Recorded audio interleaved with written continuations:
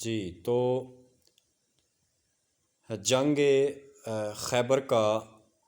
ذکر کیا جا رہا ہے کہ حضور علیہ الصلوۃ والسلام نے جیسے ہی صلح حدیبیہ مشرکین مکہ کے ساتھ کیا تو کفار مکہ سے یہ صلح کر لینے کے بعد اس صلح نامے کو جو خیبر کے یہودی تھے انہوں نے مسلمانوں کی کمزوری سمجھا کہ مسلمان کمزور ہو گئے جب ہی انہوں نے یہ صلح حدیبیہ سائن کر لیا ہے۔ حالانکہ اس صلح کی جو شرائط تھیں وہ اپیرنٹلی تو اسلام کے خلاف نظر آ رہی تھیں، لیکن نبی کریم علیہ الصلوۃ والسلام کی جو ویژن، جو ان کی بصیرت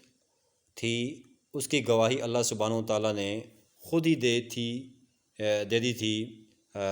قرآن پاک میں، انا فتحنا لک فتحا مبینا، بے شک ہم نے آپ کو کھلی فتح عطا فرمائی، یعنی کہ یہ صلح حدیبیہ کو کھلی فتح قرار دیا۔ لیکن ادھر یہودی جو تھے انہوں نے ان ظاہری ٹرمز کو، ان ظاہری صلح نامے کی شرائط کو مسلمانوں کی کمزوری سمجھا اور جنگ کی تیاری کرنے لگے۔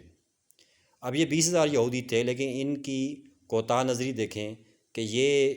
اپنی موت کو خود ہی دعوت دینے لگے اور جنگ کی تیاری کرنے لگے۔ تو نبی کریم علیہ السلام کو جب اس بات کا پتہ چلا تو آپ صلی اللہ علیہ وسلم نے پھر دشمن کا انتظار کبھی نہیں کیا۔ آپ صلی اللہ علیہ وسلم کے پاس اس وقت 1600 صحابہ کرام تھے۔ آپ نے ان 1600 صحابہ کرام کو لیا اور خیبر کے مقام پہ جا پہنچے۔ یہود اس وقت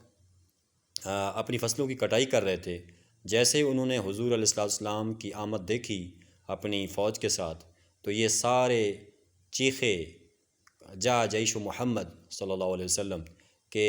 محمد صلی اللہ علیہ وسلم کی جو ہے آرمی آ چکی ہے، اور یہ بھاگے اپنے فورٹریسز کی طرف جو ان کے بڑے بڑے وہاں بنے ہوئے تھے مضبوط قسم کے قلعے، ان میں یہ جا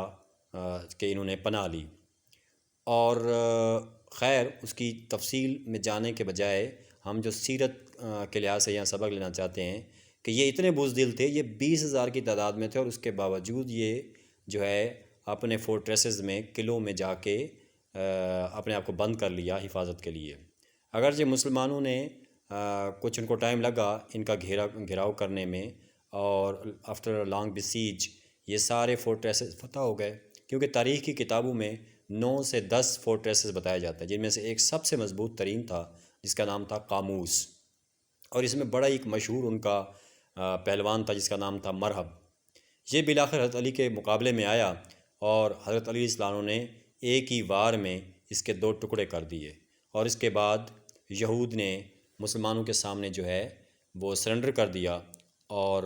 اس شرط پر کہ وہ مسلمانوں کو جو خیبر کی زمین ہے اس کی جو بھی پیداوار ہوگی تو اس میں سے ½ حصہ جو مسلمانوں کو دیں گے، آدھا حصہ مسلمانوں کو دیں گے۔ تو اس بات پہ نبی کریم علیہ السلام نے انہیں اجازت دے دی کہ وہ جو ہے وہاں پہ رہ سکتے ہیں۔ تو اس سے سبق یہ ہے کہ آج